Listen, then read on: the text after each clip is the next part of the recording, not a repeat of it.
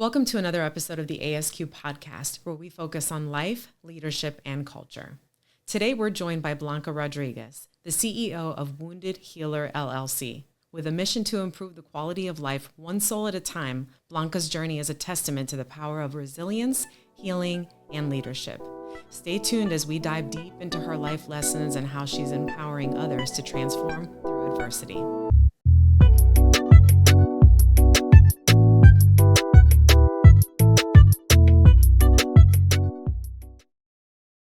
Blanca, thank you so much for joining me today on another episode of a Soul's Quest podcast. How are you? I'm doing wonderful. Thank you so much for having me, Omar. What a joy and an honor it is to me to be here. Definitely. Awesome. I remember when I first met you, right? We were doing the pop-up shop for the Inner Truth Project. Yes. And I gravitated towards you. I was like, oh, let's talk. It was like, who are you from? And then we found out we're island neighbors. Yes, absolutely. And I love that. Oh, so good. Right? Both New Yorkers. Mm-hmm. So it was really like an affinity with the energy wise. So I'm glad that you reached out, because I had you on my list, but I've been so busy. But you reached out, and that was wonderful. So it's meant to be. I'm glad. It was meant to be, definitely. That first connection that we had at the pop-up boutique was absolutely great, and doing something that we absolutely love to do, and is help others through a pop-up boutique, through providing chair massages for people, meeting people, talking to them, letting them know it's like, hey, you're not alone. Yes. We're here too. We've been there, done that too. So yes, it's a beautiful thing. Definitely. Awesome. So tell me, what is it that what message and what do you want to let people know, the audience know, from this interview? What do you want them to walk away with after we go through your entire story? My biggest mission is to help others improve their quality of life through my words, through doing these podcasts that are such beautiful platforms for reaching out to the masses, as many people as possible, and let them know that you're not alone. We've been through many dark seasons, and we may be in many dark seasons in our lives, and you're not alone. Don't do it alone. There's always help. There's always support. There's always openness. There's always someone that will never point their finger at you, because we've been there and things have happened, and we're still here. And it's a blessing to do this for both of us in these platforms. And that's why we're here today. We are inspired. And I would love to motivate people, inspire people to not do it alone, to don't go down that rabbit hole of nobody's gonna understand me, nobody's gonna support me, because you may be very surprised of how many people are willing to open their arms and their hearts to your story, to who you are and who you want to be in the future. So that definitely. Yeah. And that's an awesome thing to say. I believe in the hero's journey. And the hero's journey, one of the biggest things is that you always have mentors and people that have been through it. That in reality, we're living so separated in our society that we need to start understanding that we all feel the same things. We all go through our dark days. We all go through our abysses, That's right. come out of that. And by learning and sharing each other's stories, we are able to see the commonality. So thank you for sharing that. Oh, absolutely. Yeah. So the first question that I like to ask, right? I love the universe, and like I said, it puts us together in little atoms, and then it pitches us somewhere. So tell us about where were you pitched? Where are you from? What's your background? And let's start there. Oh, absolutely. I am Puerto Rican, born in New York City. All right. From Puerto Rican parents. My father was a go-getter, a doer. He wanted that American dream, and it was there was a big exodus of Puerto Ricans to New York City in the late 50s and early 60s. So this is way back in the past, that is for sure. My father was a math teacher in Puerto Rico. He was a graduate from the University of Puerto Rico. He had a profession and everything. And he said, nope, this is not enough for me. I want more. So he married my mother, and my mother, being the team player that she has always been, she supported her husband in his so-called crazy dream of achieving the American dream. And they left with one kid, yes, with my older sister to New York City. My brother and I, we were born in New York City. So my sister was born in Puerto Rico. And with hard work and a lot of hard work and dedication, my father really made it in. He made his American dream come true. He was the owner of the apartment building where we used to live in Brooklyn. He was the owner of a pawn shop, and he was an owner of a jewelry store as well. So he had 3 businesses, and it was a beautiful upbringing. We were in a safe space. We were in abundance. My father, being the amazing giving man that he was, he will always be sending money to the family in Puerto Rico, to my grandma, to my grandfather, to the family, whoever needed help, he was there for them. And unfortunately, life was beautiful. Hey, it was beautiful. My childhood was great with a loving father. My father was my person. I was daddy's girl, definitely. All right. And then tragedy struck, and life was never the same again. My father's life was taken on 1973, November the 10th, 1973, in his jewelry store. Oh, wow. An armed robbery gone tremendously wrong took his life, and life definitely, it was this drastic changes that nobody is ready to receive. There's no booklet, there's no instruction booklet that says, oh, this is going to happen to you, so please get ready. No, that's unfortunately is non-existent. And when my father tragically passed away, my poor mother, I adore her, she fell into a deep depression, and she never recovered from her deep depression. And that was the big push to show her chronic untreated mental illness that she always had. In those times, mental illnesses were taboo. Anything that had to do with mental health was thrown under the rug. And with my father's passing, the family made the silly or dumb decision of, shh, we don't talk about the dead. There was the timing that it hurts too much. Let's not talk about the dead. So when this happened, not only, I was an 8-year-old girl. Okay. So I went into a very deep rabbit hole of confusion, of isolation. I felt abandoned, and the first person that I felt abandoned from was my father. He didn't even, I mean, he's not responsible for what happened to him. So I was upset at my father, and this was my question all the time: why did you leave me here with her, with my mother?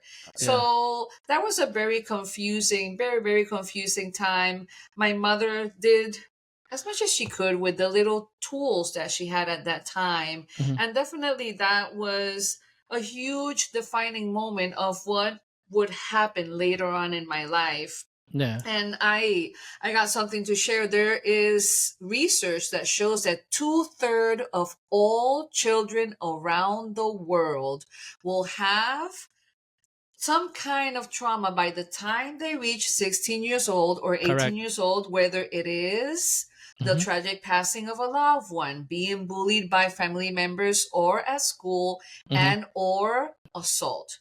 I went through all 3 of them by the time I turned 9 years old. And definitely those moments there that I was living in silence, because you don't talk about the dead. So this little kid, what she understood was that you don't talk about this, so you don't talk about bad things, and there's nothing to say. I gotta hide it. I gotta silence myself and not Mm-hmm. express what I was feeling. And that definitely took me to a whole other ballgame. Yeah. That is So, for sure. let me ask you a question, because I empathize that with being that young of a person, right? And not being able to make sense of things, right? And then you're Mhm. looking around and you're asking, but you can't get the answers. Our cultures, we're very similar cultures, right? Yeah. We don't do those type of things. Plus, in Hmm. addition to that, we have the religious background. I know you grew up Catholic. It's one of the things that you said. Absolutely. At that time, as a child, if you could close your eyes and go back to it, tell us a little bit about that darkness, that abyss that you were in, because most people go through this silently, like you mentioned. Hmm.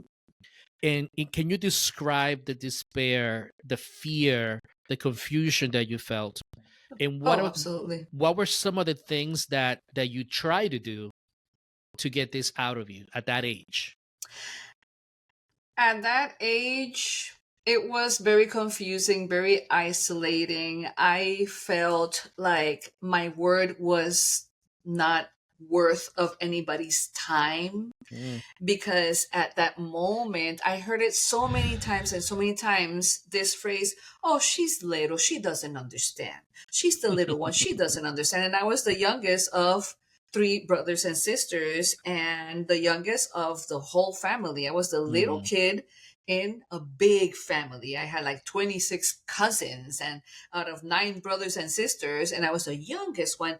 And this phrase, she is little, she doesn't understand, was one of those things that it was Mm. like a dagger being put in my heart over and over and over, because nobody took the time to ask me, how are you feeling? Yeah. Because she's little, she doesn't Mm-hmm. understand. Mm-hmm. I understood everything. I understood that my father was gone. I understood that I was left to my own devices. I understood that my word and how I was feeling was not worth anybody's time or effort. This Mm. was in my very confused, full of sadness 8-year old little girl. Yeah. And definitely that took me to many deep rabbit holes of low self esteem, low self worth, self sabotage, and many other things that, of course, I will say it all, because this is Mm-hmm. all about, this is what this is all about. It's Yep. about helping others to open their minds into, okay, she may have her stuff together, she may have her crap together right now, Mm-hmm. but it took me a long journey of being here. It Mm-hmm. could have been gone a whole other way, which it did Mm-hmm. for many years, but change is a constant. Yes. And we are born to change. From the moment of conception to the moment of our passing, we're changing and changing Yes. and changing. And I got used to being with a mom that she was unstable emotionally. Mm-hmm. And this is the thing, we don't know any better. No. I didn't know any better. And it's like, okay, this is the normal. Mom is sad, and mom is sad, and everything was mom is sad. But Yeah. how about my sadness? How about my sorrow? How about my endless? I mean, it was a very, very dark Yeah. season, and the season lasted for a long time, because I didn't know how to cope with it. Mm-hmm. I didn't know how to deal with the childhood trauma of losing the most important person in my life at that time. Yeah. Yeah, it took me a long, long time, but Yeah. thankfully, change is a constant, and here we are. Yeah, yeah. So it's just interesting, right? Because this is like the first. I love the cycles of life, right? And you have Hmm. your early childhood. There's a lot of trauma in there. You're not even an adolescent yet. You're not Hmm. even a teenager at this time. Right. What were the consequences during your teenage years of having experienced all this trauma and having to hold it in? That is when the crazy rebel without a cause, with a cause, came out. Hmm. I've always been a very curious individual. Everything calls my curiosity. I ask questions. I ask and ask and ask. And obviously, when I was a little kid, I was asking everything. I was nosy. And this is, I mean, the ignorance of some people. And this is when part of our culture and our family environment will tell me, hey, you talk when the chickens pee. Imagine. Oh my God. I find it so funny right now. It's like, wow. Yeah. So much for good self-esteem here. Mm-hmm. Yes. Oh my goodness. So that was one of those phrases that I heard over and over and over again. And here we go again with the low self-esteem build-up. Yeah. I mean, it was one after the other, the other. What those blocks building up of low self-esteem, low self-worth. My word is not worth your time. I'm not worth anybody's time. The sorrow, the loss of my father. A year later, I was sexually assaulted for the first time. I keep it quiet, because if you cannot show suffering, you cannot show this emotion. You are not so. Oh, don't cry. Everything was don't cry. You're gonna be okay. It's gonna pass. Yeah. It's gonna pass. And this is one of the things that I heard a lot. Keep on going. And this phrase, keep on going, really kept me going. But it wasn't without the twists, turns, rocks, stones, going down rabbit holes, very deep ones, self-sabotage, self-destruction. And in my teenage years is when I was like, okay, I am going to question everything, and I'm going to go with my own devices, and I'm going to dance to the beat of my own drum. Which literally I've been doing since I was a little girl, all the way to this day. I still dance with to the beat of my own drum. This is a beautiful thing. But that drum in my teenage years, and specifically when I got out of high school, oh my goodness, I said, that's it. I am done. I am leaving. I don't know where I'm going, but I am leaving. And that I did. And between my mother and I, there was a lot of animosity. We were at civil war, her and I, being raised Catholic, and me seeing, it was pretty unjust that my brother, being a guy, of course, he had open door. Come and go as you please. You're the golden goose here. You're golden. And it's like, well, I don't agree with this favoritism here, and I am going my own way. So call me the ugly duckling all you want. I didn't care to that point. But of course, us trying to throw things under the rug and sugarcoat the real rooting of that rebelliousness. Of course, I went into drugs, a lot of drinking, many years. I was jumping from person to person, looking for this love, looking for this satisfaction, looking to fill that void of significance. This basic human need goes significance. I lacked of it. I mean, from the moment my father passed away. So I was looking for significance, and I was looking for to be meaningful in somebody else's life, when all I needed to do is look at myself in the mirror and find what I was looking for. But this is the thing. My relationship with mirrors has been a very dysfunctional one, just like my life was pretty dysfunctional as well, because I've been a dancer for 40 years. I was a professional dancer. I've been that for a long time. And music and dance really, really gave me stability.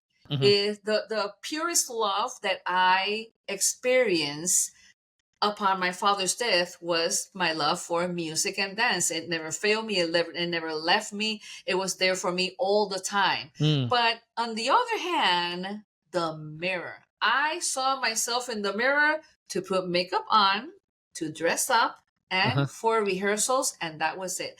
I couldn't take a deep, long look at the mirror and say, hey, I'm here for you.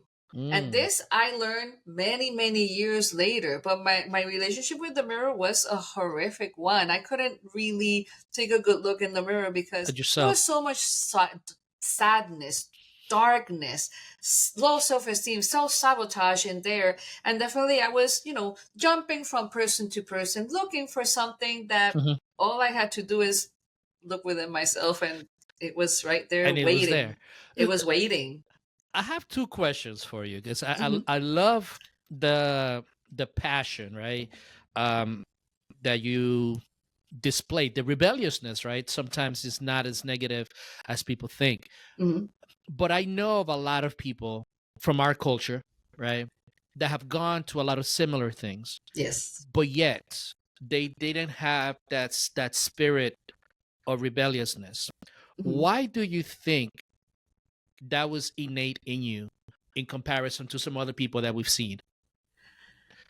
I believe I got this from both of my parents, actually. Okay. Because my father has a very interesting story.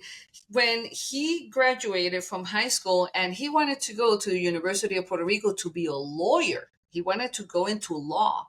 Mm-hmm. His father didn't give him permission to go into law because my father was pretty rebellious. He was into, give me the law, let's go to protest. I mean, he was a free spirit, this man. And when my grandfather said, "No, I'm not going to give you permission for it," my father was very obedient with his parents, very loving with his parents, but he still danced to the beat of his own drum too. Mm-hmm.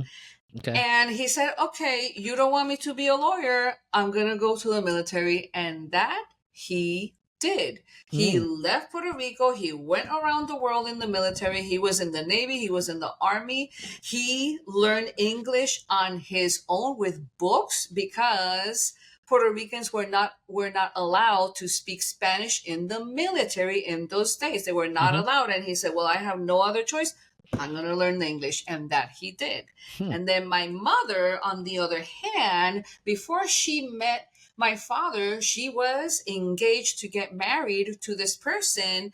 They had a fight. He slapped her and she Oh. said, "Okay, I'm not marrying you." So she left him. And mind you, this is the machista days that women submit. They're Yes. supposed to submit. And if you're going to be a good wife and a good woman, you submit to whatever it is that this person will give you. So he slapped her, she left him, and 7 months later, she married my father.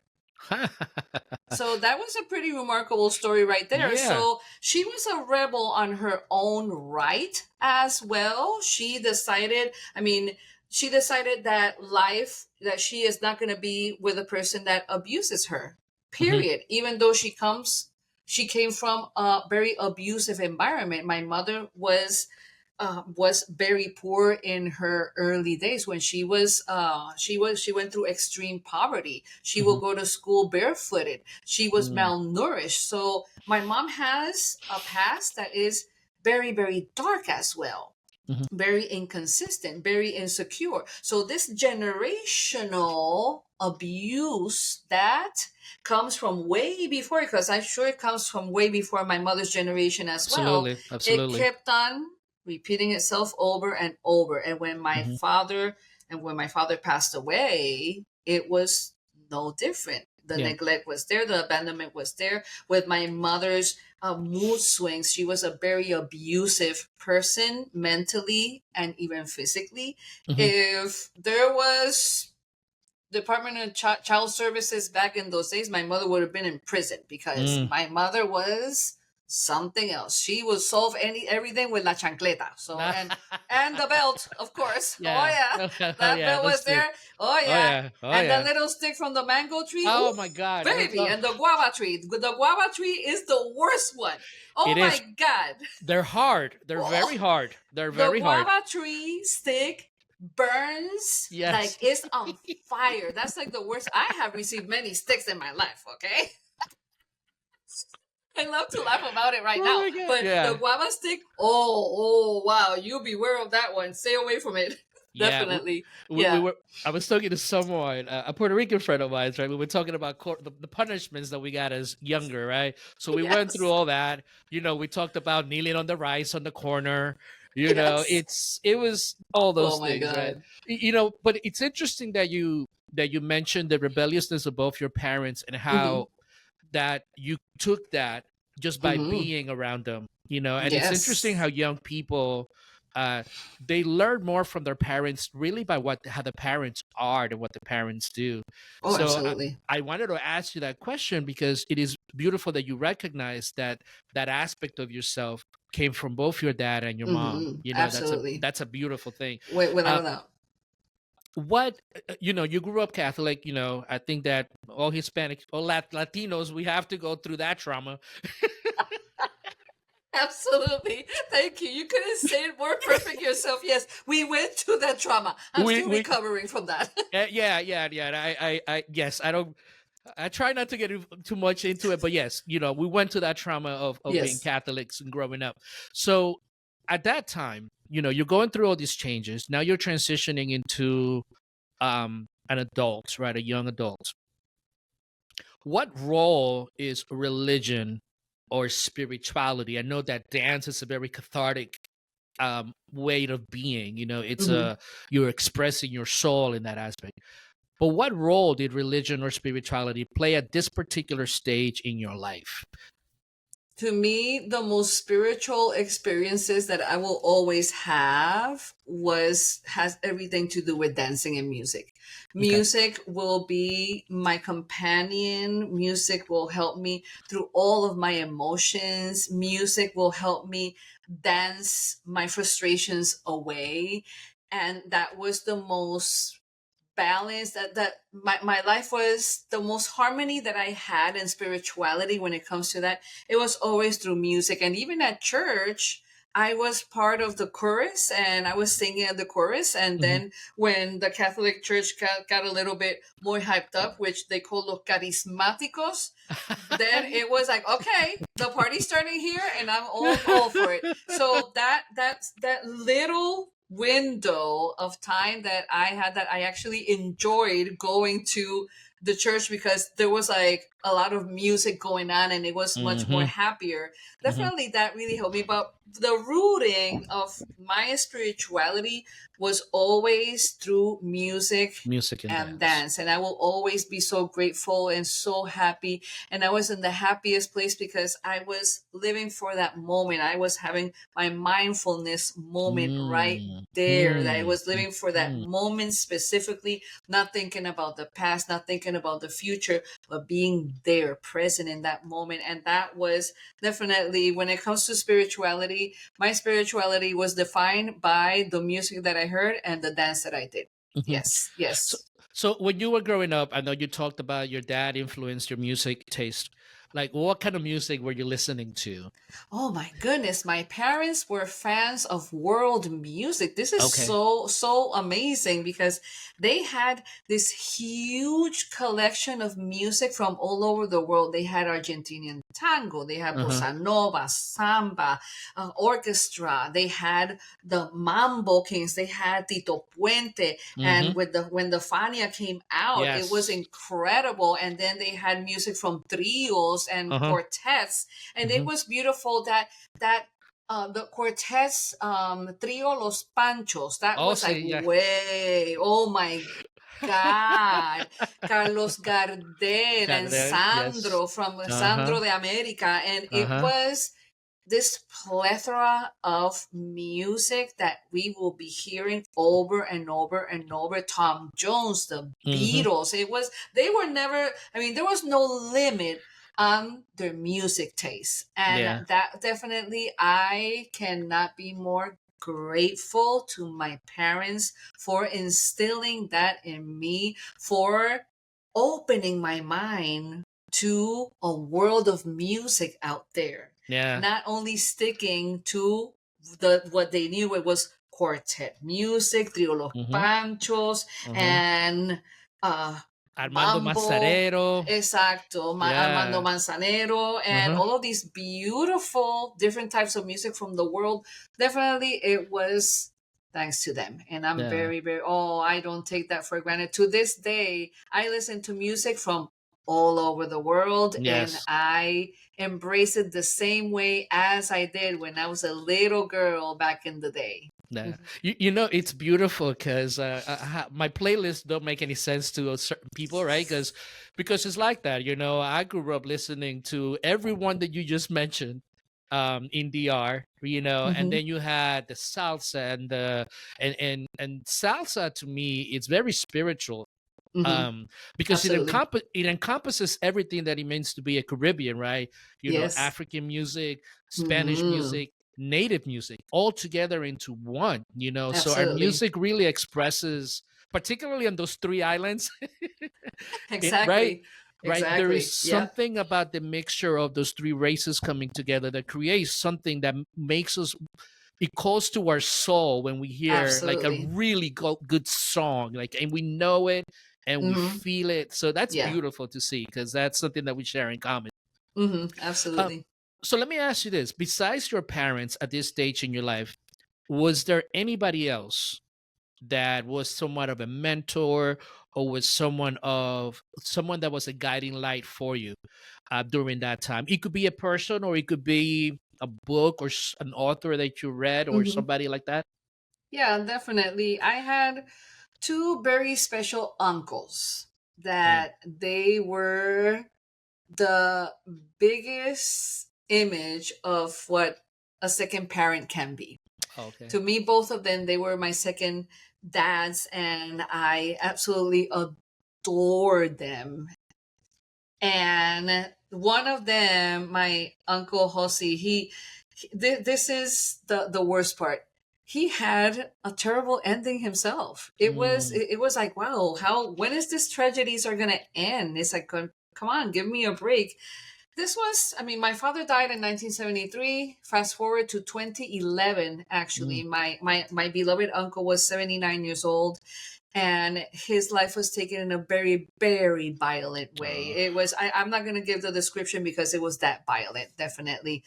And it was like, okay, I just lost my second father. And then my other uncle, he died of cancer. So those were very hard losses, but while they were here, while they were for us, it was phenomenal. And it was like, okay, this is the closest thing to what having a dad means, because they had very stable relationships with their wives, with their kids. It was wonderful to relate to them, to be there, and them be there for us. And one of the promises that my beloved uncle that passed away violent said was that he will never leave us alone to our own devices. And he complied. He complied in a way that it was really, really comforting. And no,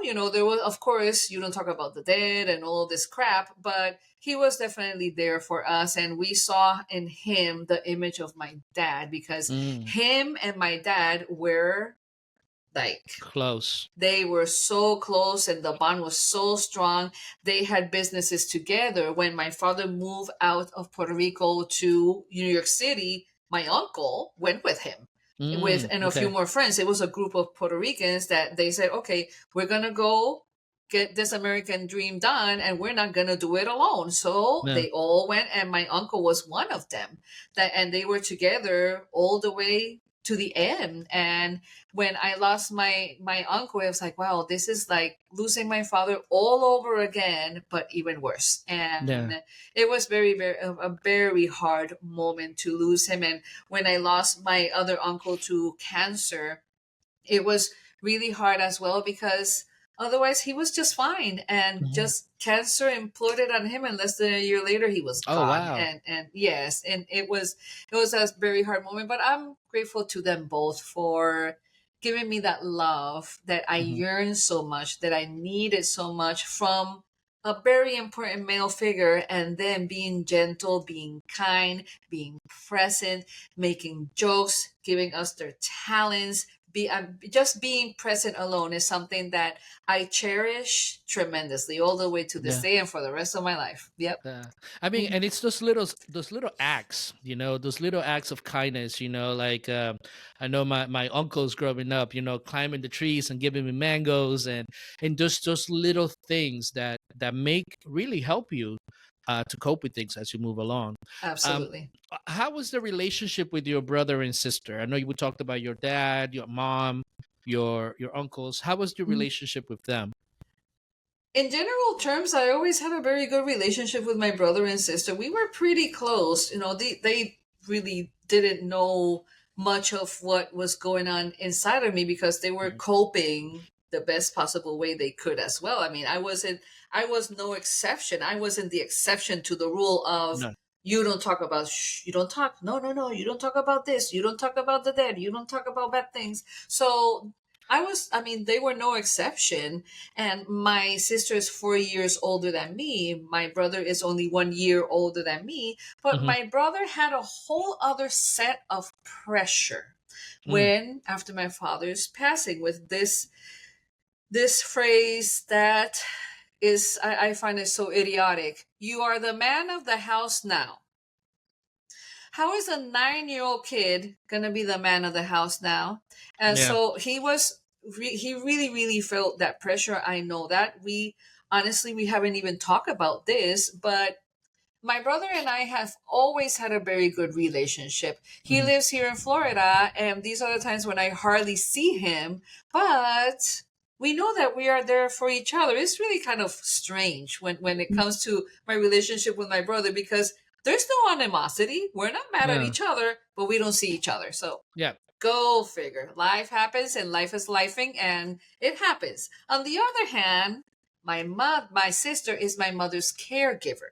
Oh, okay. And my sister is my soulmate. My sister is my rock. My sister is my best friend. She is my queen. She is amazing. She is an absolutely beautiful human being. Her strength is, I mean, there's no denying of her strength and her authenticity and how brave she is to be taking care of my mother that has advanced dementia. Mm. It's an ugly condition that is cruel, that is slow, and my mother is going through a lot right now. I just came back from Puerto Rico 2 weeks ago because I fly to Puerto Rico so my sister can take a break, Take a break, go yeah. away from some days. I'll Hmm. take care of mom and please take a breather. So we have a beautiful relationship.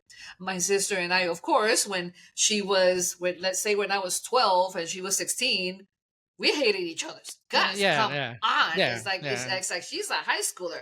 I'm still 12 years old and I wanted to do what she was doing because I Uh-huh. was that kind of, I'm still that kind of a kid.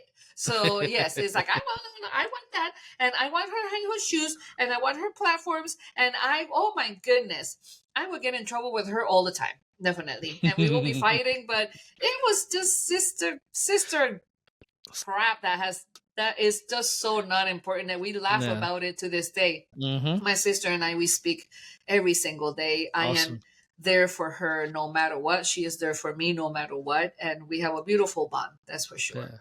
Yeah. Hmm. This is a strange question, but you mentioned your mom, you mentioned dementia, you mentioned her struggles throughout her life with mental health and serious mental health issues. Hmm. How have you seen the culture change particularly your culture, our culture? How have you seen our culture change in regards to mental health? Because you remember in the past, mándalo para el manicomio, right? Exacto. Hmm. Right? What have you seen in the class in the years that you've worked with your mom and you've been around your mom and mental health and other people around you? Definitely, there's hope in the air. That's Okay. for sure. Now, as time passes by, there's hope in the air. There's more openness. I remember, I come from a generation that we're older people already, and I remember many of my family members, they all had chronic mental illnesses, and there was a few of them they will end up in the mental institution, and they will get these medications that it was like a horse tranquilizer, because they will become zombies, they will become useless. So when my mother was so scared and terrified of becoming that zombie, in a way I understand why she hid from that. I understand why she turned her back away from getting any help, because she was terrified of becoming an uncle, becoming my aunt, becoming the other one that all she does day and night is sleep and sleep and sleep. And then when they are not under the effects of the medication, crazy just happens, because it was like a one size fits all kind of medication that they will give their patients. Excuse me. And now we fast forward to this day. And ever since the pandemic started, either people started opening up to it, because people were falling like leaves, with the isolation, with the confusion, with not being able to be with people. People really, really started to fall like fleas. And it was a very, very bad situation. But on the other hand, there was this blessing in disguise of people opening up to what mental illness is, what mental health is. And there are right now, it's not like it was before. This person is either crazy or they're not. Yeah. Or they have everybody has schizophrenia. Everybody has schizophrenia. And everybody was definitely diagnosed with, it was schizophrenia or depression. Schizophrenia or depression. I was reading not long ago, there's 450 different kinds of mental illnesses that they have a name. So how much have the medical industry progressed on diagnosing? They're better diagnosis, and it's still very confusing, and there's still a lot of work to do. But what I am seeing now, especially when I've traveled to Puerto Rico, when I talk to so many people from the island, that they have parents with Alzheimer's, dementia, like my mother.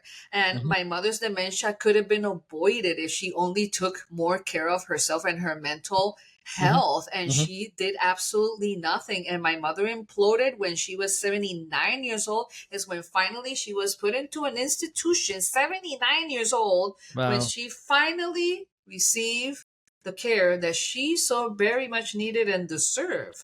It was a whole life without taking care of your mental health. My mother, and on the other hand, my mother was always very into physical activity. She was always into exercising and be active and be active. And you can see the difference between her being a physically active person most of her entire life and not taking care of her mental health.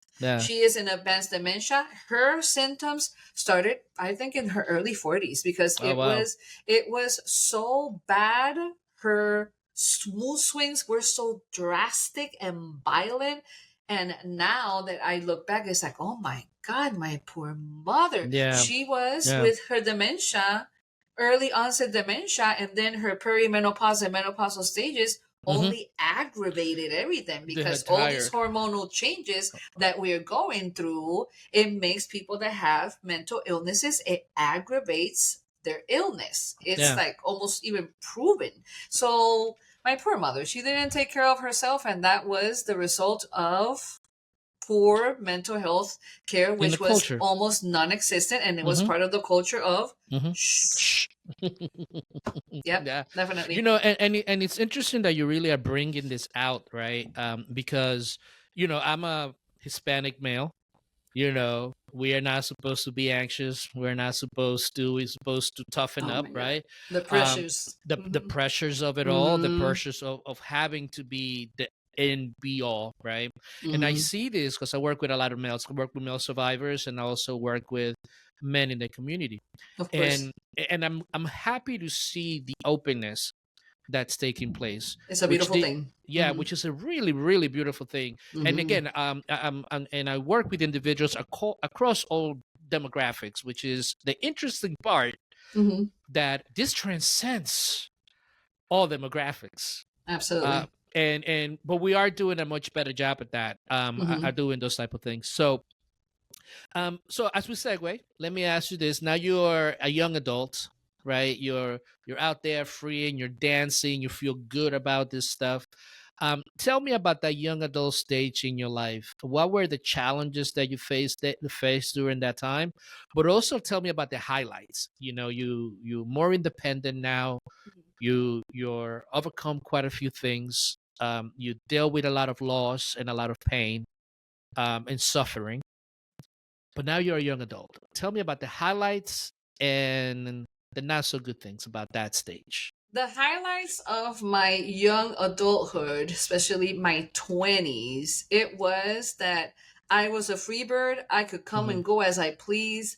I had a very nice young man that he was my boyfriend. We had a pretty rocky relationship, but in a certain way it was stable because we really did love each other. We were just really ignorant with our emotions. There was like too much energy going on in there. I was too energetic and he was way too energetic, so we will be clashing a lot. But my experience with him, he really was well, he is, thank Mm-hmm. God. He is a phenomenal person. He is a good friend of mine to this day, all of these Awesome. years later.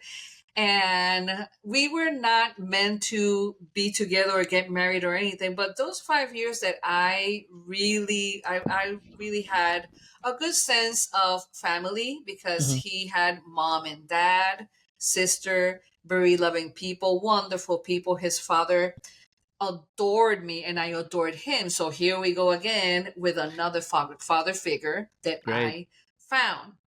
And in the turmoil, in the middle of the turmoil with my mother, those were the years that I hardly had any communication with my mother Mm, because my mother was really in a very bad state of mind, and she was very manipulative, very vindictive, vicious things. And being the Catholic that she was, you are not a virgin and you're gonna go straight to the doors of hell. And it's like, well, honey, I'm in hell already and I like it. So so yeah, that was my story with my mother. It's so funny.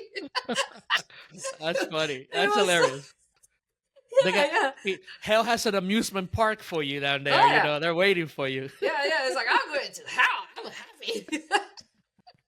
Yeah, so that was definitely me in those years. And I had a good relationship with a loving boyfriend that I had. And then when we broke up, that's when I went straight down the rabbit Okay. hole again, and Mm-hmm. jumping from person to person again, being not the nicest person with people that meant well to me. The rebelliousness was in because now I don't have this boyfriend that he was my rock, that I felt a sense of stability with these people. I don't have them anymore in my life. That all Mm-hmm. ended, and I went to another grieving process because Mm. every time a relationship ends, there's a grieving process, there's a sense of loss, definitely. So I experienced that with him and his family. Lovely people. God bless them all, and I'm thankful for having those wonderful years and sharing with them because it was very meaningful in my life. I'm very grateful for that. And after that, I was jumping from person to person again. I Mm-hmm. went straight back to jumping from person to person, doing drugs, going to the club until whatever o'clock, and my life was about that. And I thought that I was so-called functional because Mm-hmm. I was independent. I was paying my own bills. I had a car. I had a job. So I thought I had it all figured out. Girl, wake up, because that was not the case. So Definitely. what was the, to put it in the heroic terms, what was the call to adventure that snapped you out of that? My call to adventure was in the form of my early 30s. I was traveling a lot. I went into the hotel industry to work. Okay. And I met here we go again. The blessing of meeting amazing people along the way that are still to this day, they're still my friends. It's amazing the relationships that we can build with the path that we choose in at that moment in our lives is pretty remarkable. So when I started in the hotel industry, I met beautiful people and they were travelers. They were world travelers. It's a lovely gay couple that we were together all the time. And they were like, well, we have a day off and we made about a lot of money. What do you want to do? I said, what do we want to do? Okay, let's go to the Dominican Republic. Okay, let's go. That was my life. And it was good. Yeah, It was fun. I bet. It was amazing. And I went to many places. I love to travel on my own. I don't have a problem. I don't need anybody to travel till this day. And here we go again. I'm going to go back to the past. And the person who instilled my love for travel, my mother. My mother. When we live in New York, we will be coming and going to Puerto Rico all the time because my mother was so homesick that we will go continuously back and forth to Puerto Rico. And she was the one person that she was like, you got to travel. You got to see the world. Before you get married, you got to see the world. Go do your thing. And I'm grateful for her about that. Isn't that something? My mother was the first person. She put me in a plane on my own. I traveled solo on my own when I was 11 years old. My mother sent me to New Jersey to my auntie's house. And that was my first solo travel. 11 years old. And thank you, Mom, for that. So I fast forward to my early 30s when I was traveling a lot with my friends or without them. And then I met the father of my children. And that is another rabbit hole that I went down to. That is for sure. But those 20s and early 30s. Yay! Yeah. Yeah. So you met the father of your children. Why did that take you down the rabbit hole?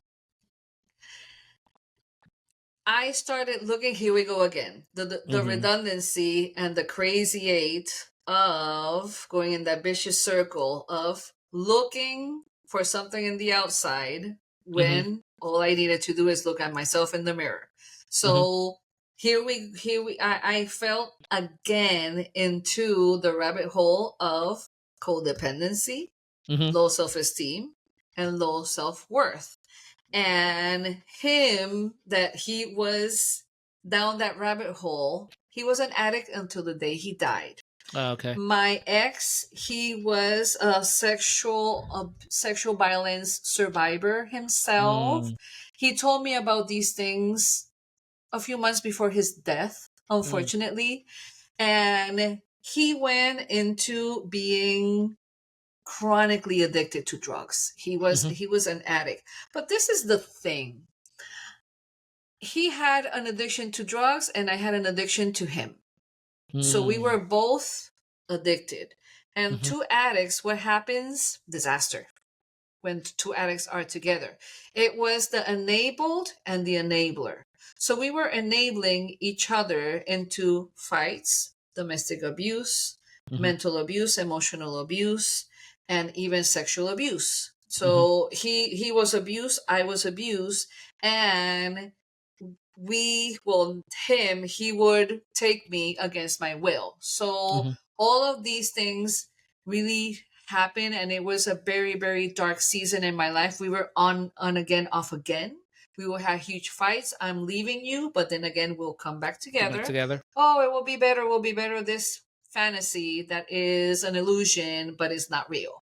And here we go with this vicious circle of domestic abuse and not really finding a way out of it, because I really believe the words that he said, that amongst so many, he will say, you will be nothing without me. You won't be able to make anything of yourself without me. And this was when I moved from Puerto Rico to Florida. Mm-hmm. So at that time, I gave birth to my kids already. And when I gave birth to my kids, I didn't give life to them. They gave me another chance at Oh wow. life Oh wow. to start that road, that real road to wanting to do something better for myself and better for them. And the only way to do it is by exercising change. Yeah. Change had to happen. When I moved from Puerto Rico to Florida, I was hopeful because here we go again. He was in Florida, I was in Puerto Rico. He convinced me it's going to be fine, it's going to be great, you will see. And no, it was No. just a repetition of the same pattern no matter where we were in the world. But Yeah. I took matters in my own hands and I wanted progress. So I went back to school at 38 years old with two little kids in an abusive relationship. And I went back to school for massage Awesome. therapy. Okay. Yes. Yes. I said, I'm going to do something with myself and it's not going to be what I'm doing right now. I'm not going back to the hotel industry. I'm not going to be doing any restaurant work. I want something better. Yeah. And massage therapy, the miracle of massage therapy and alternative health lifestyle Mm-hmm. was presented to my life. Yeah. And it came in the form of going to school and understanding that there's better things out there and understanding the concept of body, mind, and spirit. I Mm-hmm. didn't know anything about the concept. I didn't know anything of how intertwined is body, mind, and spirit. We body, mind, and spirit works as a team, not as Yes. separate entities. So Mm-hmm. the moment that when I went back to school for massage therapy, I graduated. I struggled to do my exam, my board exam. I took it 3 times. I didn't give up. I hired a tutor. I did whatever it had to be Sure. done to progress. Mm-hmm. And from there, I didn't look back. Mm-hmm. I never looked back. I never went back to I am miserable. I never went back to what am I going to do in my life. It was the Mm-hmm. beginning because this was like baby steps after a full lifetime of depending on others for to do something of good for myself. Uh-huh. And I felt that I achieved something very important, which was being a licensed massage therapist for the state of Florida. I've been a Mm-hmm. licensed massage therapist for 20 years already. So I got much more than I bargained for with my massage therapy career. I learned a lot about personalities. I learned about manifesting good things. I learned about how the mind works because if you say I am stressed and I am not going to feel good, you better believe that you're going to be stressed and you're not going to You're not feel gonna good. feel good. Yep. Yep. Exactly. Versus other people, elderly people, the older population will say, you know what? I'm here. I want my massage because I'm gonna go play mahjong right after this, and I'm gonna go with this and do this and do this. So it's Yep. like, wow, this is Yes. amazing. So it opened Yes. a definitely a new door for better things to come, and the road hardly. I mean, my road to healing, to my healing journey, hardly started when I went to massage therapy school. That was just the beginning of better Mm-hmm. things to come. So Definitely. let me ask you this, right? Because I'm glad that you brought us to this particular point, right? And I don't know if you can see how my mind works, right? Because the your life has been unfolding in this conversation, right? Definitely. The hard parts, but then the beautiful things that are really arising, right? Yeah. What are the struggles up to this particular point, right? That you kind of struggle with was identity, right? Yes. Your identity was attached to either someone or something. But Mm-hmm. this is the very first time that I'm hearing your identity Mm-hmm. coming, wanting to come out from within. Tell me about that spiritual journey, because again, this is a part that you can't put in textbooks. That's right. Right? So It's true. like Mm-hmm. it's a very personal thing Mm-hmm. to arrive at that stage. And you know, most people say 38 is old, right? But it's not. This is like really when you really begin to open up your eyes. Oh yeah. Yeah. I But think tell me my real growth started in my late 30s after I had my kids. Yeah. that. So Mm-hmm. tell me about that and I call it spiritual, but it could be psychological, it could be whatever. Tell me about that awakening and that sense of saying, wow, the aha moments. Tell me about that, because I'm always curious about that. And you just arrive at that point. Because describe it as best you can. Yes, definitely. Definitely. When I started to go to school for massage therapy, a new awakening started in the form, because it never comes, it's not a smooth ride. I have never No. had a smooth ride for nothing in my life, that is for sure. So this one, of course, it had rocks and Yeah. stones throw all Yep. over the place. I was still in an abusive relationship, and his emotional and mental abuse was, you depend on me because you're going to school full time, and Mm-hmm.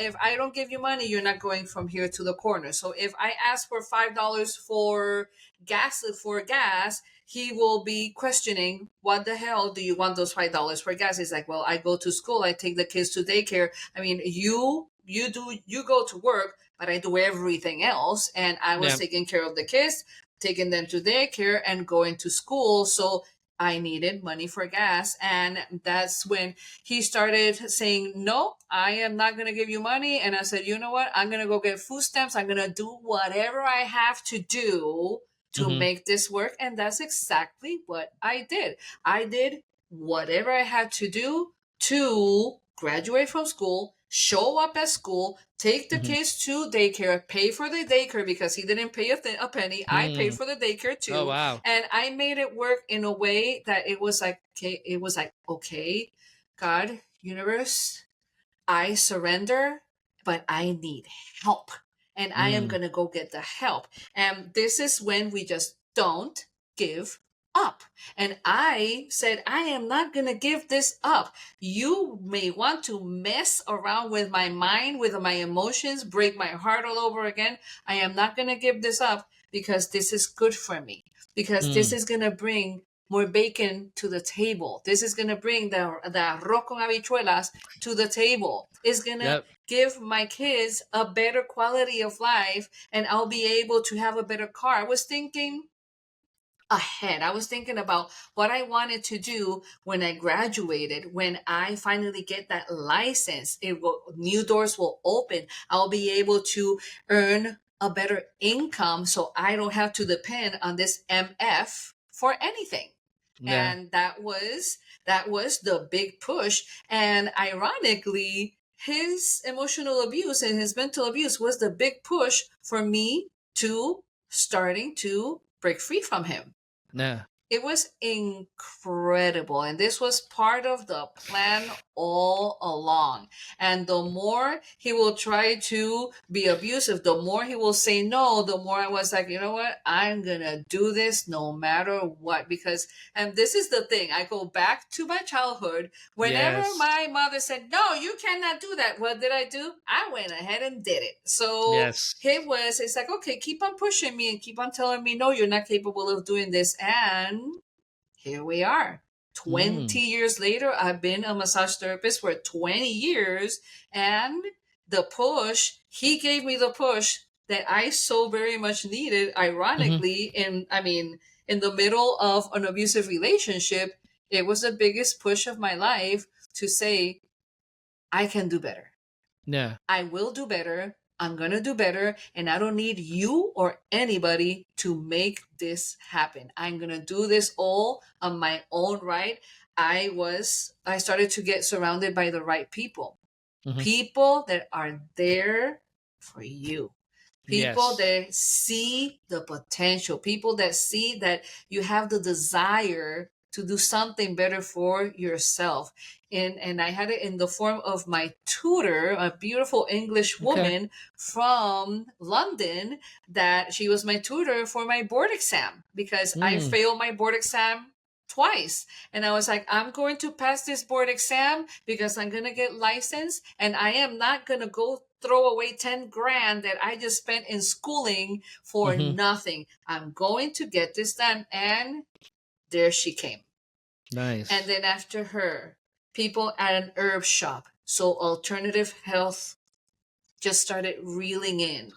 And having an option started to come and the help started to come, I stopped. I kind of said, oh my God, I don't have to do everything on my own anymore. I have help. Nice. I have other beautiful brains that have beautiful quality of life, and they are helping me to navigate to this new world Mm. of new possibilities, of better Yeah. things to come. And of course, it reflects in my children because I started meeting beautiful people. They have kids the same ages of my kids. So I started to surround myself with amazing personalities, professionals, people that, Mm-hmm. women that yes, they had divorces, but that didn't stop them Stop them. from being the powerful people that they were. And that's exactly what I needed. The Yeah. inspiration that I needed to say, if she did it, so can I. Yeah. And new things came from there. Very thankful for that. There was two things, and I almost felt like I saw your father talking there for a moment. That like when you mentioned that he went from Puerto Rico to New York, and that same sense of I'm gonna do this, I'm gonna go for it. It was Absolutely. really kind of like a reflective of what Of you my mentioned father. earlier. Oh, Yeah, of your absolutely. father, which is Hmm. beautiful. Yeah. And so I couldn't not say that because it was like, wow, I felt it. It was like vibrant. Yeah. So how did he take it when you decided to break it off? How was your ex partner? Well, my ex-partner, he was, I mean, to that point when I finally left him, he had two strokes because of heavy drug Mm. use, and he was into dialysis. He lost all kidney Oh. function, and he tried to manipulate me into coming back to him because he had nobody, and what am I going to do? And it's like, you Hmm. know what, you figure it out, bro, because I am figuring out my own life, and this is what happened. The abuse never stopped, No. unfortunately, for him. It really never stopped. And when the moment that because there's always a moment when you say enough, this is Yes. the last Hmm. time Hmm. that I will listen to this. And it was a moment that we had a fight, and he started cussing, and he cussed at the kids, and the kids are little kids, and he was like, F you, and if you and your kids, F me and my kids, is like, okay, bro, Okay. okay, yeah. Yeah. Oh, that's exactly what I'm gonna do. Yeah, F me Yeah. and the kids. Yes, I had $89 in my bank account. I had a car that was breaking into pieces. I took my two kids and I said, I'd rather sleep under a bridge in my car than be another minute with this person again. Mm. And thank goodness that never happened. I was a Zumba instructor at that time. Hmm. I had three jobs. I was doing massage therapy at two places, and I was doing Zumba class, and I was teaching Zumba to 55 plus communities. That Oh, that was wow. my calling. I Yeah. mean, it took me there, and I Went obeyed. with it. Yeah, I Yeah. went with it, and I built, here we go again, building beautiful relationships with amazing people. Mm. Somehow, one of my favorite angels, she is an angel in heaven, Faye. Faye Harrison, beautiful angel Faye. Somehow she found out that I left this person, that I was at a friend's house. I mean, and this is when of these beautiful people, I had a tribe of people that came together to support and help me. Wow. And Faye told my Zumba students. And the Zumba students, they all did, like 50 people. One day, this lady came in. She's like, guard this bag with your life. It was a gift bag because Hmm. there's a lot of cards for you. I'm like, Mm. okay, thank you for the cards. That means so much to me. When I Uh-huh. started opening the cards, money and money and Oh, money wow. and money and money. And it was enough money for me to move to my own place with my The kids and kids. take it from there, because I already had my jobs. I was earning a living. So Hmm. it was that push that I needed to get my own place.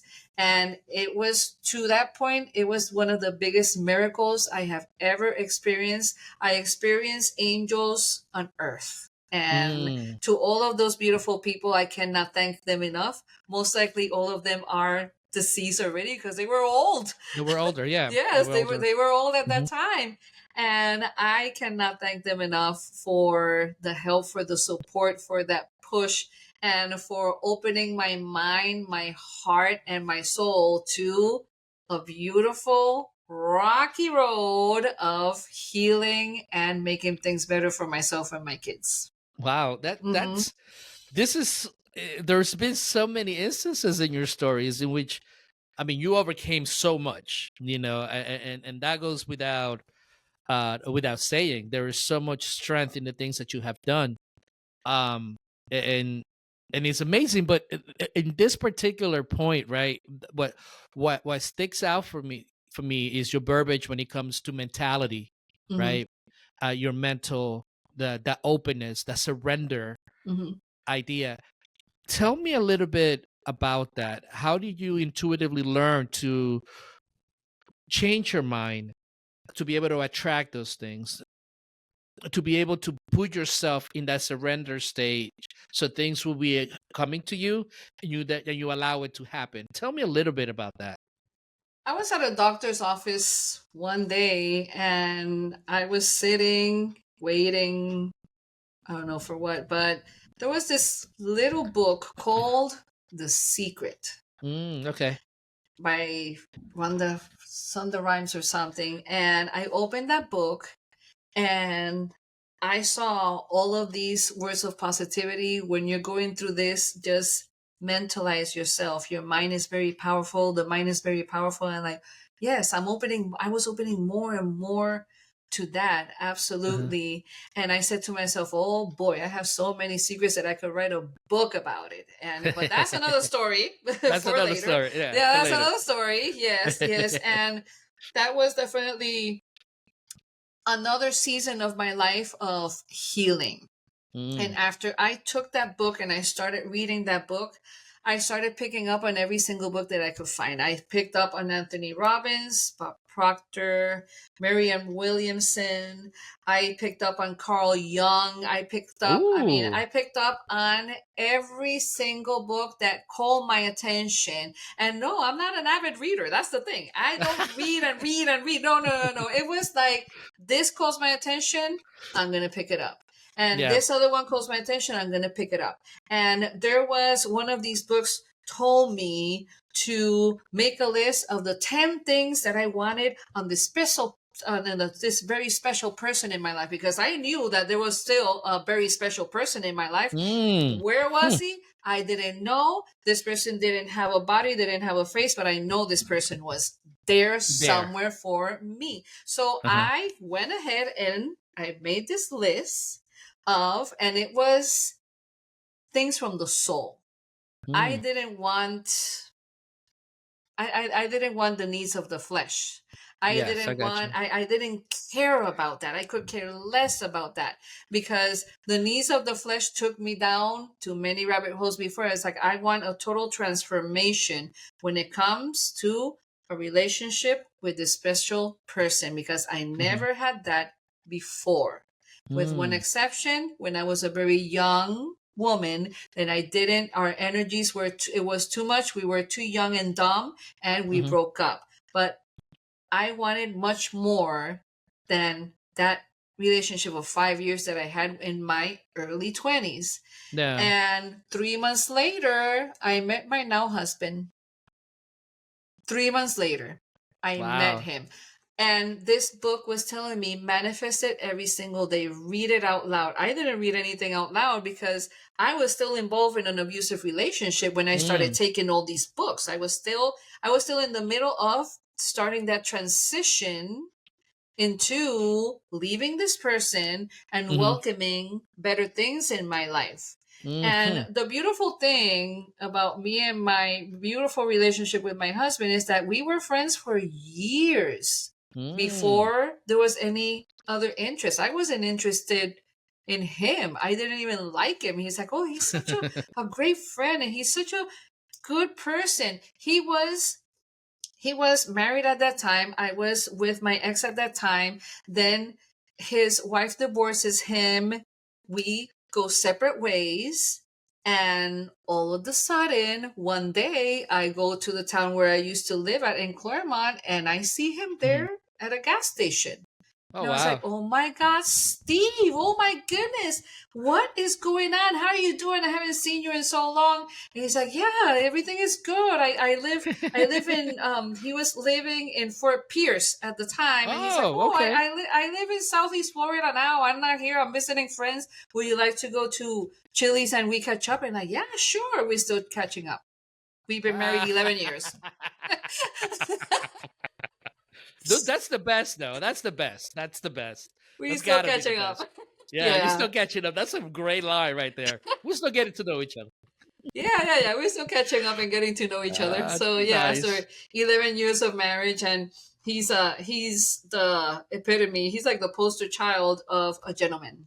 The meaning of the Awesome. word gentleman, a gentle soul, a good man, and he definitely was another push to my recovery, Mm. to my healing.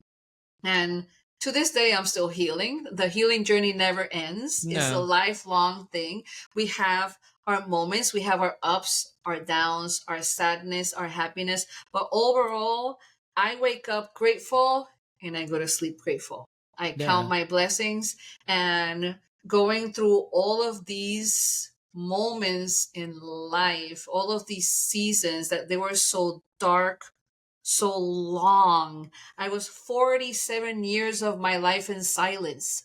Mm. 47 years of my life in silence, from age 8 all the way to age 53 years old, Wow. when I Wow. finally, no, 56 years old, when I finally published my co-authorship, and I said Mm-hmm. it all. Awesome. Yes. So Yes. tell me about the book. Tell me about the process of getting to that point. Oh, it was 'Cause that, very interesting. Yes, yeah. it was in the pandemic on 2021. I went home. I stayed home for a year. I wasn't massaging. I didn't have any patients. I didn't have any clients. And my Mhm. husband said, "You know what? I have a very stable job." He never stopped working. Stay home for a year. I was like, "Well, twist my arm. I'm going to stay home. This is great." And Yeah. that was one of those moments when it was part of the plan, and it was a miracle in my Mm. life, because I did so much healing in that Mm. year. I went into the deepest of my insights. I went Oof. I went down to those very dark moments and understand that it's time to face them head on, so I can Mm. really come out to the other side. It was a beautiful, difficult. There was a lot of tears. There was a lot of sobbing. There was a lot of rage. There was a lot of screaming going out, but it was needed. It was needed. It's been on hold for 47 years of my life. So yeah. Yeah, it's a lot. So you really took Carl Jung confronting your shadow too hard, didn't you? Yes, I really confronted my shadows head on, and I am so happy I Awesome. did. It was a difficult, dark moments, going down to face those dark moments, confronting myself, confronting my actions and what I did to myself, because I did a lot of self-harm to myself. I was Hmm. into self-sabotaging, and Hmm. if nobody did that to me, I did it to me. And Hmm. nobody was responsible but me. Mm. Anyway, when I got this random email from a legit publishing company, and it said, "Hey, Blanca, do you have a compelling story that you Mm. could share with others? If you think you do, call us and Mm. let's make an interview. You may be chosen for our next book." I was Wow. like, "Well, I was Okay. curious, and I said quite a few times in my life, it's like, wow, I've been through so much crap in this life that I could write a book about it. So I took the chance. I said, what are they going to say? No, I'm fine with that. Well, it was supposed to be a half-hour interview. It went into an hour. I was crying. The interviewer was crying. I was chosen. And that's when Impact Leadership with Blanca E. Rodriguez came Nice. Yes. out. And Awesome. it's on Amazon Kindle and paperback. This precious co-authorship really helped me navigate into the deepest of my Mm-hmm. soul. It Mm. took me over 6 months to write 2,000 words. Yeah, 2,000 words. But I was writing my life into Yeah. 2,000 words. So it's a big deal here. It's like, okay, these are a lot of years, and I got to put it, resume it, compact it into 2,000 words. 2,000 And words. it was one of the biggest, this, here we go with the miracles again. It was one of the biggest miracles in my life to write this chapter, because it definitely helped me into the woman I am today. That is for sure. Nice. The human being that I am today, the sister that I am, the friend, the colleague, the professional that I Mm-hmm. am today. Being here in this moment, right here, right now. This book has everything to do with it. And it's Nice. part of a big part of my healing journey that keeps on, is a continuous process. But this Uh-huh. book definitely helped me to really dive in into those feelings, those emotions, and what is the real rooting of who I am today. I had to go back and Mm-hmm. revisit so Mm-hmm. I could come out on the other side and say, it's like, you know what? Who I am today is who I was always meant to be. Yeah. And where I was yesterday is the lesson that I learned into who I am today.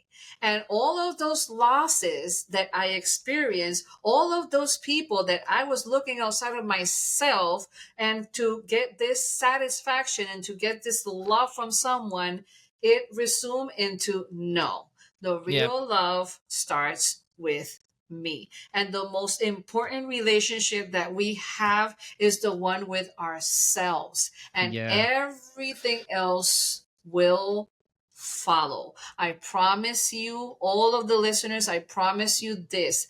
The most important, I'm saying it again for those of you on the back. The most important relationship that we have is the one with ourselves, and Ourselves. everything will fall into place. Definitely. Yeah. Yeah. I mean, you said it. You said everything that I wanted to ask, which is awesome. And I love your title, right? Impact Leadership.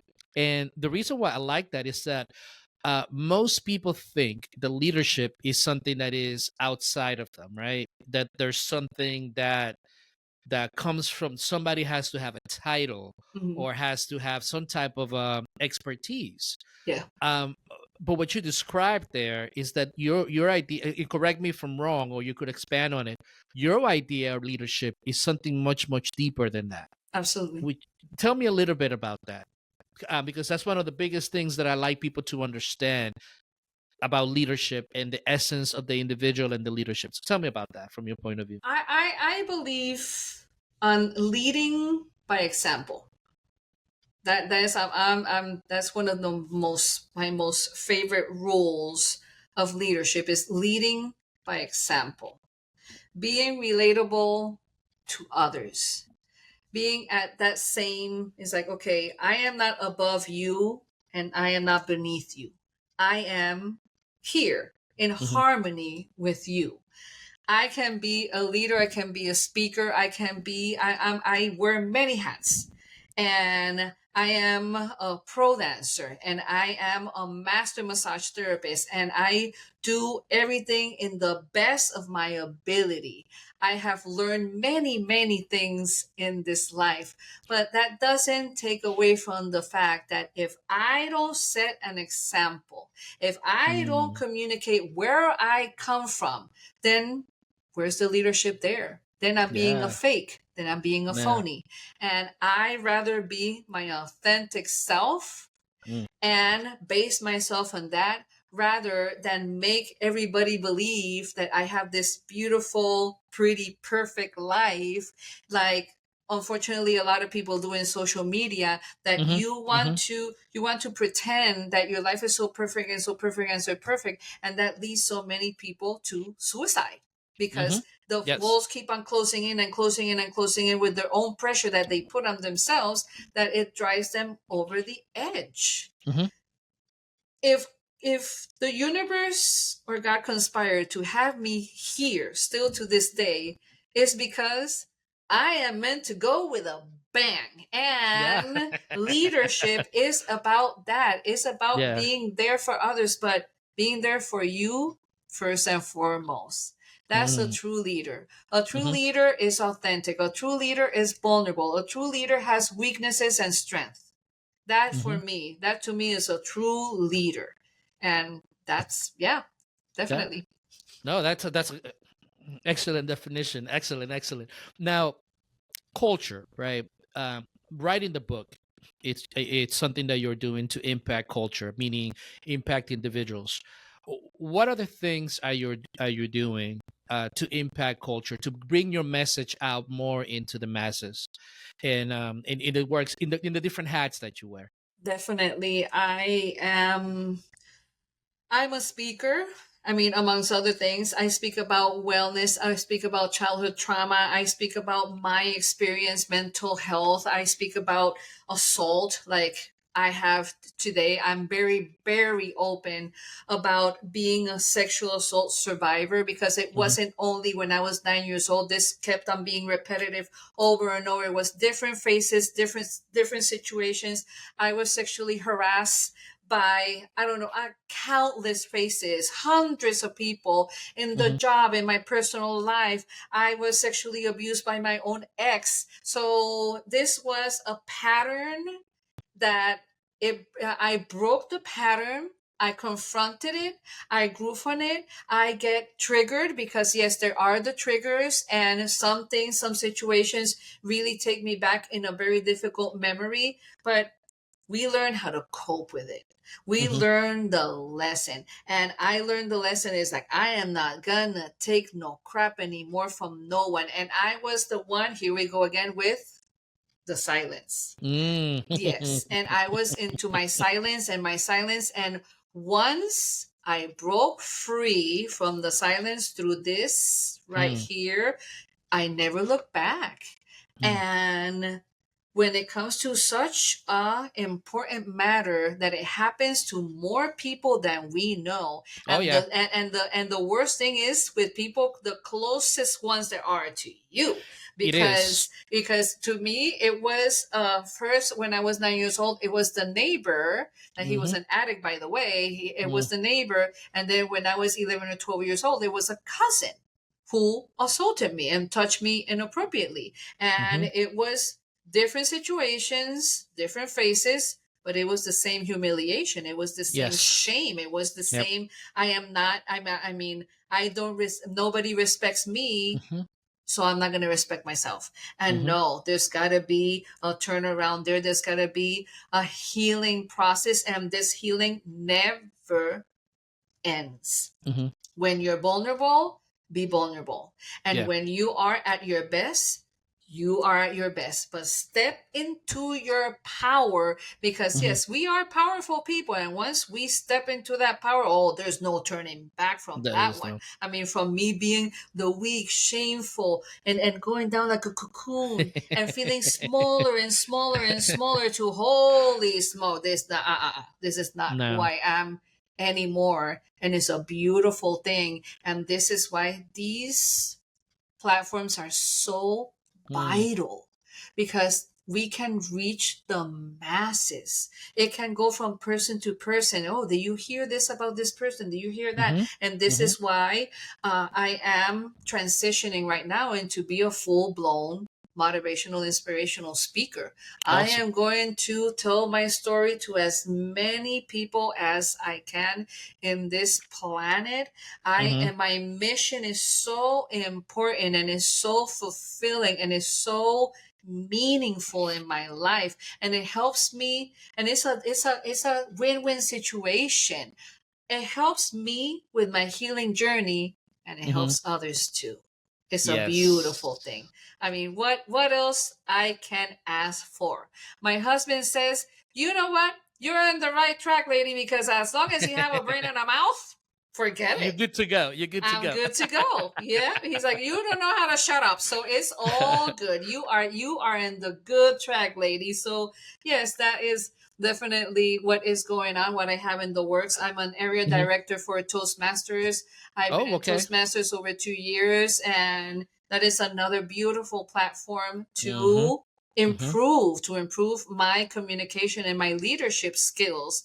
And here we go again with leadership. Mm. Leadership is about vulnerability. Leadership is about being yourself and helping others along the way. That is my concept of leadership. Yeah, this is an excellent way to bring what our podcast is about, which is life, leadership, and culture. Right? I don't think you could have the three without one another. It's That's right. like you mentioned, those three things: mind, body, and soul. They all go together. So Absolutely. it's the same type of part. Um, I first want to thank you. Now that we're getting to the conclusion of this wonderful interview, Thank you. I want to thank you. And to me, this is the reason why I love doing these interviews, is because I see the unfolding of a person's life like right in front of me. Right. I'm very blessed and thankful for you to share that with me. Thank you. Because in the darkness, in all the obstacles, like look at your energy, your desire not to take for yourself, but to be able to share your story for the benefit of others. So I'm Absolutely. very particular when I look for things like that. And it's so beautiful to see the evolution of yourself, right? I know that you use the word overcoming the trauma, but I also see the beautiful evolution of a beautiful soul, Thank you. um, and the willingness to share and improve other people's lives. So I really want to thank you from the bottom of my heart for being able to do this. So Thank you. are there any final words that you would like to say to the audience before we conclude today? Yes, absolutely. Absolutely.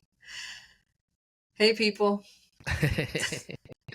don't let your past define your present. Don't let your past define your future. Grow from it. Don't give up, and make sure that you embrace change, because change is a constant and change is unavoidable. And keep with the mission of growing, and you got this. Don't do it alone.